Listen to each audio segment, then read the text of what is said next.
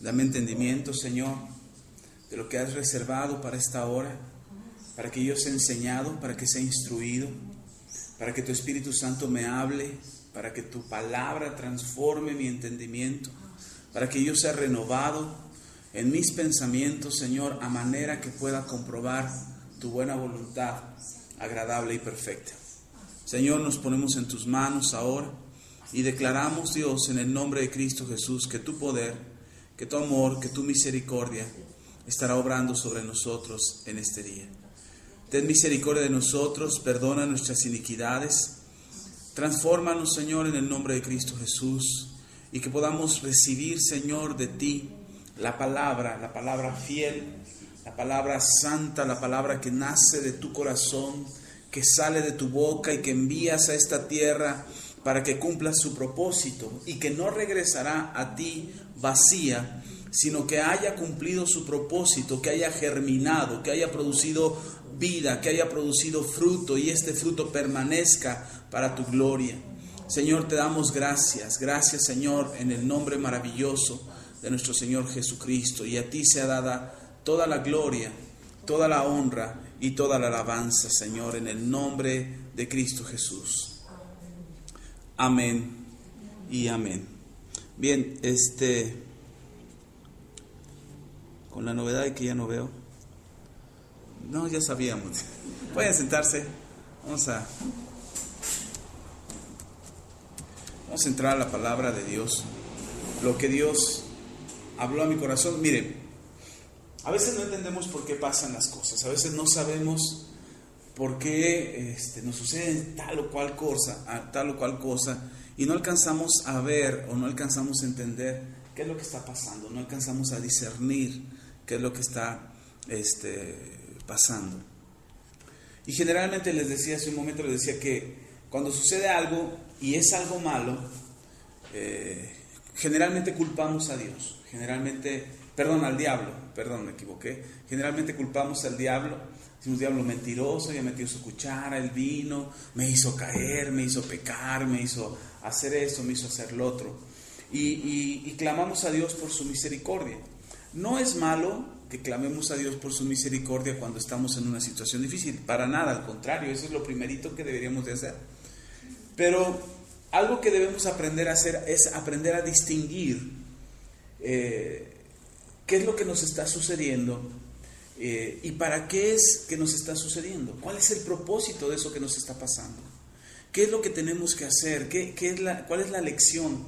Sea Dios, sea el diablo, el que está interviniendo en nuestras vidas, sea Dios el que está corrigiéndonos, o sea el diablo el que está queriendo hacernos tropezar, nosotros deberíamos de discernir, de entender cuál es la razón, cuál es el propósito de eso que nos está pasando, qué es lo que Dios nos quiere enseñar, cuál es la razón de que Dios permite que pasen ciertas cosas. Ustedes recordarán el libro de Job.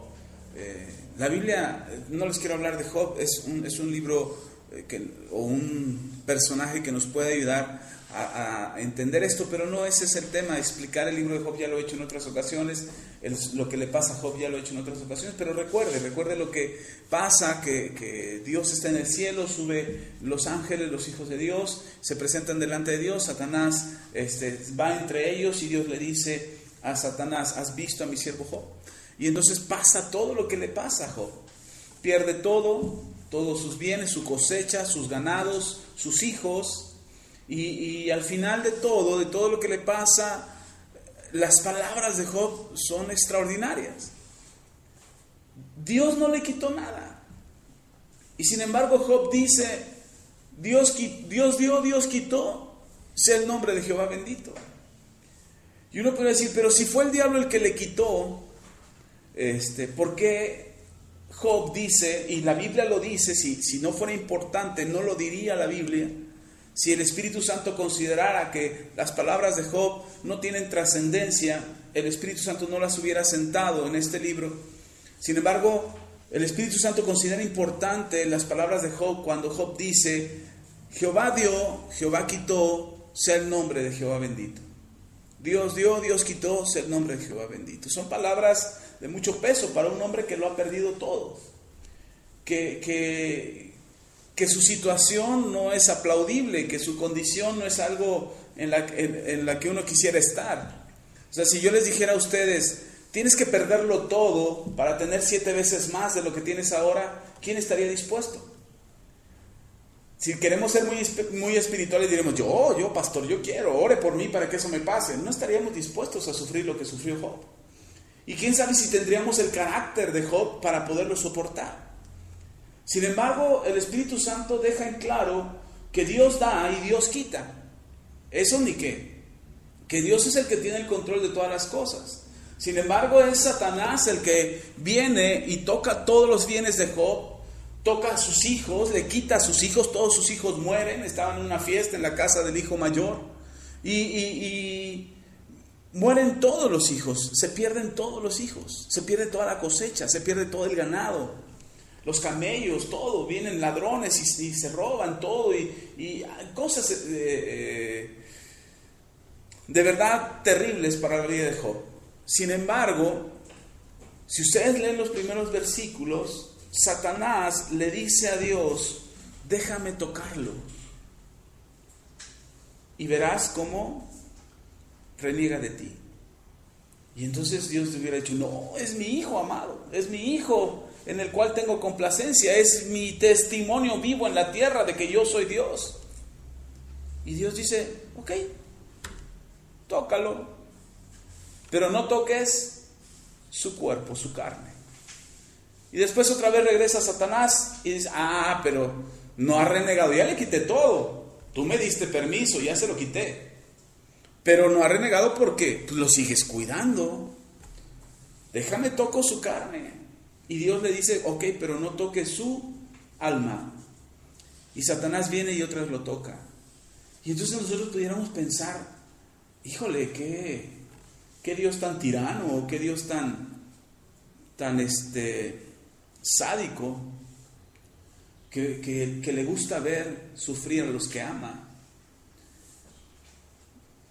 La historia de Job es una historia de comunión con Dios.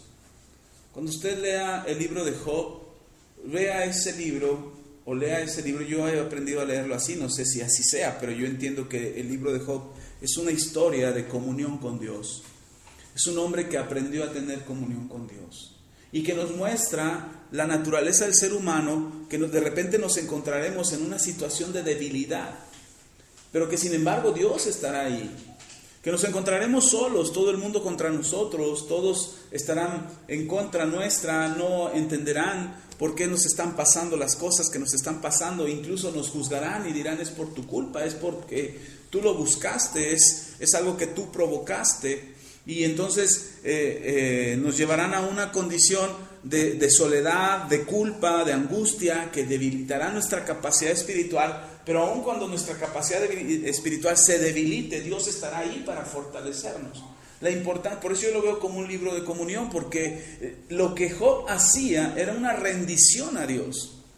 Job tenía una rendición, una voluntad sometida a la voluntad de Dios. Por eso Job es restaurado. ¿Recuerdan a Jonás? Jonás es una historia muy parecida a la de Job. Es un profeta al que Dios le habla, ve y anuncia. Y Job dice, pero a diferencia de Job, Jonás resiste a la voluntad de Dios. Sin embargo, podemos ver que Jesús toma el ejemplo de Jonás como un testimonio del poder restaurador de Dios. Porque cuando le dicen a Jesús, danos una prueba de que eres el Hijo de Dios, que eres el enviado, Jesús dice, la generación perversa demanda señal, pero la única señal que van a tener es la de Jonás. Porque al tercer día yo seré levantado de la boca de la tierra. Entonces, no es el testimonio de Jonás, es un testimonio también de restauración de Dios, pero Jonás no termina restaurado como Job. ¿Va? No, Jonás termina emberrinchado. Y ahí termina la historia de Jonás. No se dice más de Jonás. Sin embargo, de Job se dice, y fue restaurado, y le fue devuelto más de lo que tenía, y tuvo las hijas más preciosas sobre la tierra. Entonces, la historia de Job termina con un final feliz. La historia de Jonás no. Y sin embargo, ambos son el testimonio de cómo la voluntad de Dios debe de permanecer en el corazón del hombre. Pero entonces, ¿cuándo aceptar lo que nos pasa como voluntad de Dios? Y cuando decir esto no es voluntad de Dios, esto no lo debo de aceptar. La verdad es que todo lo que nos pasa está en el conocimiento de Dios.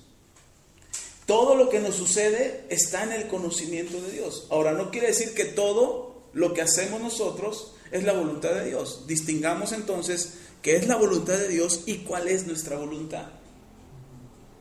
¿Dónde decimos, Señor, hágase tu voluntad, pero se haga como yo quiero y no como tú quieres? Oramos y, Señor, bendíceme y como tú quieras, y hágase tu voluntad y lo que tú quieras. Y cuando nos pasan las cosas, dices, ay, porque a mí, Señor, líbrame de esto, líbrame, Señor, sácame de aquí. Y entonces, ¿dónde está nuestro rendimiento de nuestra voluntad a la voluntad de Dios?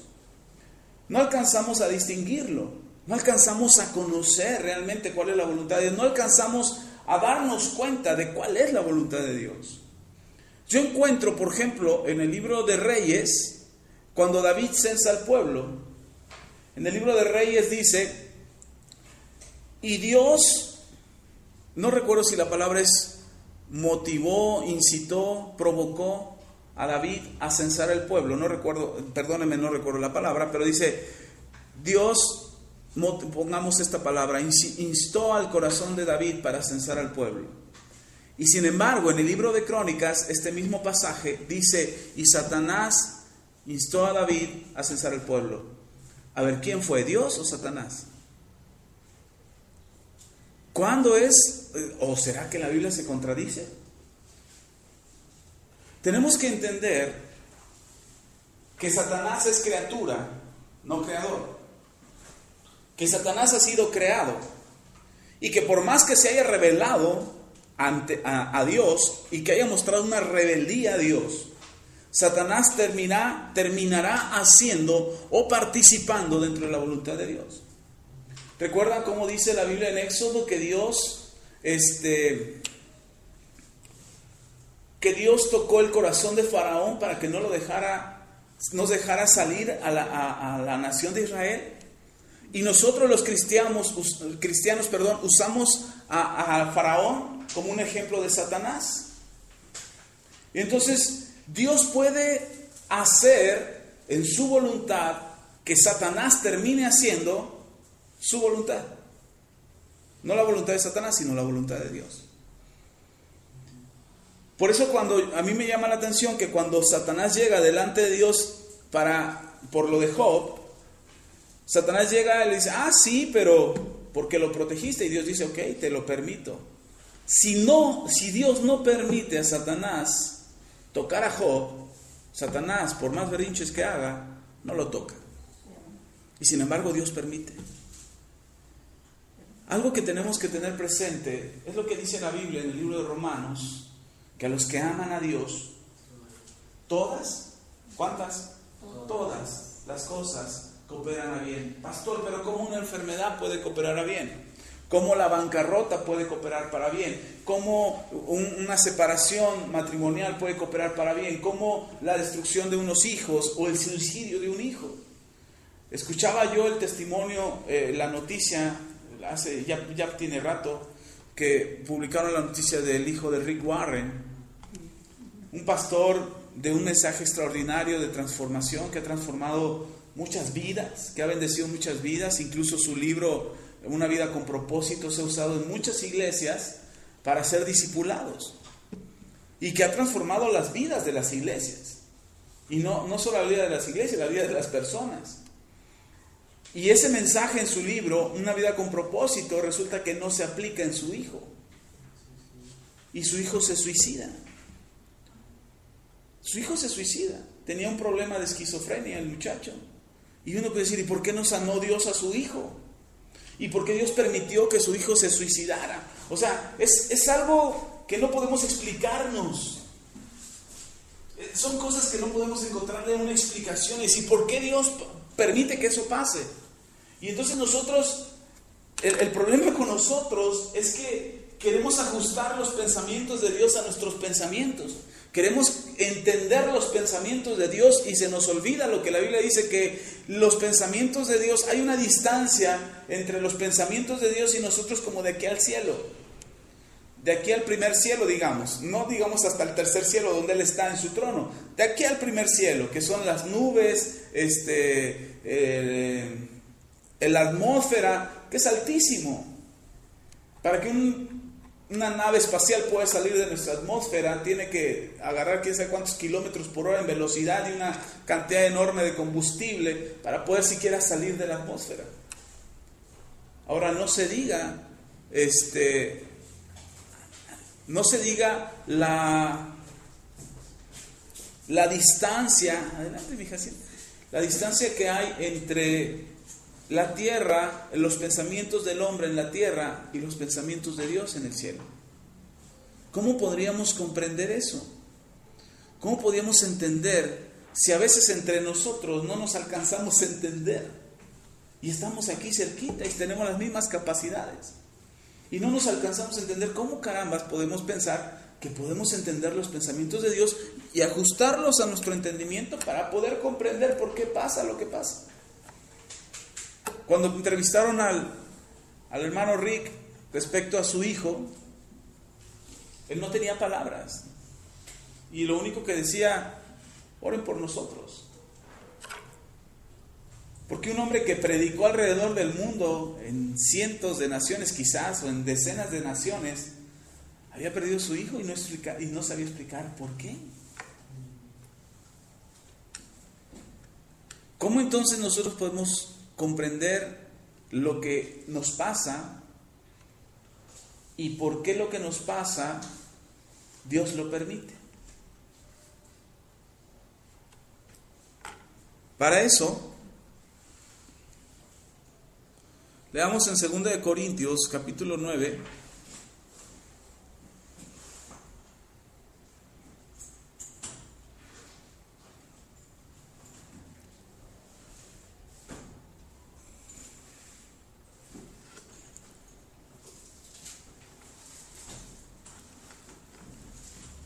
Segunda de Corintios capítulo 9.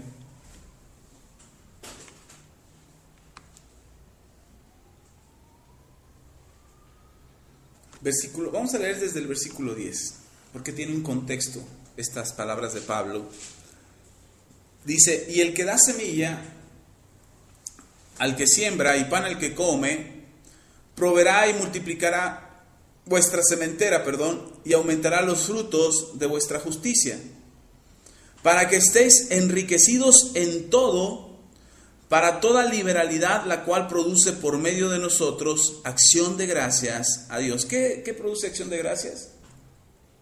La liberalidad. ¿Qué liberalidad? La de dar y tener, la de tener y dar. Porque dice, Él da pan al que come y semilla al que siembra. Entonces, ¿qué es lo que debería de producir gozo en nosotros? ¿Cuánto me lleno los bolsillos? ¿Con cuánto dinero traigo? No, de cómo recibes y cómo das. Eso debe de producir un gozo en ti, acción de gracias en ti, gratitud a Dios. Porque dice versículo 12, porque la administración de este servicio no solamente suple lo que a los santos falta, sino que también abunda en muchas acciones de gracias a Dios. Pues por la experiencia de esta administración glorifican a Dios por la obediencia que profesáis al Evangelio de Cristo, por la liberalidad de vuestra contribución para ellos y para todos. Otra vez, ¿la liberalidad de qué? De vuestra contribución. Yo escuché en una iglesia que decía, no, aquí ya no recogemos ofrendas. Aquí lo que recogemos es cooperación. Digo, pues les faltan las ofrendas. Dejen la cooperación y agreguen las ofrendas, porque la Biblia habla de que tenemos que dar ofrendas. Bien, dice, asimismo, en la oración de ellos por vosotros, a quienes aman a causa de la superabundante gracia de Dios en vosotros. Gracias a Dios por su don inefable. ¿Cuál don? ¿A qué don se referirá? ¿Al de dar? No. ¿Cuál es el don inefable que nosotros tenemos? Vamos a checarlo en otro pasaje. No ahí, no adivinemos, mejor vamos a ver. Ahí mismo en 2 de Corintios,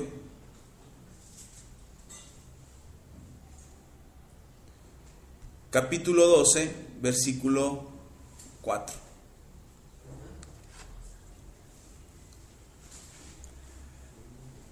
Perdón, 2 de Corintios, capítulo 12, vamos a leer desde el versículo 2. Dice: conozco un hombre en Cristo que hace 14 años, si en el cuerpo no lo sé, si fuera del cuerpo no lo sé, Dios lo sabe, fue arrebatado hasta el tercer cielo. ¿Hasta dónde? Hasta el tercer cielo. Ojo, ¿cuál le dije la distancia que había entre nosotros y Dios? Como de la tierra al cielo. ¿Y a dónde llevaron a este hombre? Hasta el tercer cielo. ¿Para qué? Lea conmigo. Que fue arrebatado al paraíso, donde oyó palabras inefables que no le es dado al hombre expresar. De tal hombre me gloriaré, pero de mí mismo, que en nada me gloriaré, sino en mis debilidades. Lo que el apóstol Pablo está diciendo, que hay un gozo en él, un gozo inefable, que es la misma palabra de la que habla del don inefable. En esta ocasión habla de un gozo inefable. Esta palabra inefable me retumbó mucho en la cabeza, porque yo decía, ¿qué es inefable? ¿Qué tiene que ver inefable en esto? Bueno, aquí Pablo no está hablando de algo que le platicaron, ni algo que estaba distante como de la tierra al cielo, sino que lo llevaron al cielo para explicarle las palabras y que Pablo pudiera entender las palabras y traerlas a la tierra. Pablo dice, no sé si en el cuerpo o en el espíritu, no sé si en la carne, solo Dios lo sabe cómo me llevó. No habla de él en primera persona, habla de otro hombre, porque ese hombre que subió y bajó es un hombre transformado. Es un hombre que fue a recibir una revelación y que bajó con una nueva revelación. Dice, de eso no me gozo. Me gozo de mis debilidades, porque aún en mi debilidad el Señor me escogió y me llevó a ello, me dio esta revelación, me dio este entendimiento, me explicó estas palabras, me llevó allá, recibí esta explicación y ahora vengo a dárselas. Lo mejor es que Pablo nos las da digeridas, aplicadas en su carne humana, en su debilidad. Hay cosas que uno quisiera explicarse de la palabra, como la voluntad de Dios en lo que nos pasa, las cosas que nos suceden, como quizás, no sé, el maltrato físico, el maltrato emocional, o la discapacidad, o sea, los niños que nacen con discapacidad. Problemas que uno dice, como el hombre ciego que está en la entrada del templo y que los discípulos de Jesús le preguntan, maestro, ¿pecó él o sus padres? Tendría que haber una explicación, y le están pidiendo a Jesús, danos una explicación. En el entendimiento de los discípulos dicen, seguro o fue él o fueron sus padres. Ellos estaban tratando de descubrir en su entendimiento, quizás no es en lo natural, quizás un poquito más, hay un antecedente porque nació ciego. Entonces hay un antecedente más atrás de su nacimiento, algo que le haya hecho quedar ciego y que necesitamos entender. Y Jesús la explicación queda fuera de todo entendimiento humano, porque Jesús dice ni por sus padres ni por él, sino para que la gloria de Dios se manifieste en él. Yo no puedo decir, o sea, después de 30 y tantos años vivir ciego solo para que Dios se manifieste en su gloria, es algo tremendo. Y no lo podríamos explicar qué tipo de corazón Dios tiene o qué tipo de pensamientos Dios tiene para que eso pase, para permitir que eso suceda. No podemos explicarlo. Sin embargo, Pablo usa ya en 2 ocasiones la palabra inefable. Y resulta que Pedro también usa la palabra inefable. Y en primera de Pedro, capítulo 1,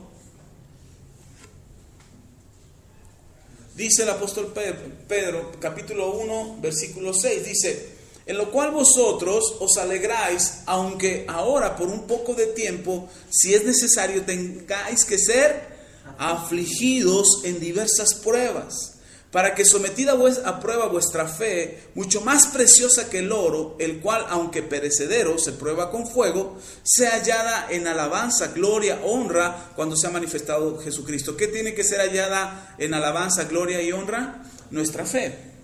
Nuestra fe tiene que hallarse en esa condición de alabanza, gloria y honra cuando sea manifestado Jesucristo. Nosotros podríamos decir que Pablo era un hombre de fe. Podríamos decir Pablo era un hombre de fe. No está en el libro de Hebreos, en el capítulo 11, en los héroes de la fe, pero podríamos decir que Pablo es un hombre de fe. Sí, Pablo era un hombre de fe. Timoteo, su discípulo, ¿sería un hombre de fe? Sí, por supuesto. Tito, ¿qué otro discípulo? Filemón, Onésimo, que están escritos ahí. Onésimo era de Pablo. Onésimo era el discípulo de Pablo a quien le escribe a Filemón y habla de Onésimo. ¿Serían hombres de fe? Tan es así que Pablo dice: Timoteo, verdadero hijo en la fe.